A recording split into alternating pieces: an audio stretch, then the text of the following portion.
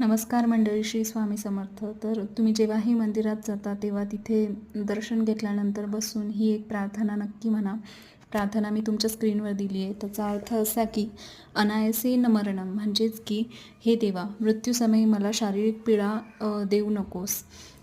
बिना देणे न जीवनम, म्हणजेच की वृद्धावस्थेत माझ्याकडे सगळं काही असू दे, मी कोणावरच निर्भर नसू देत.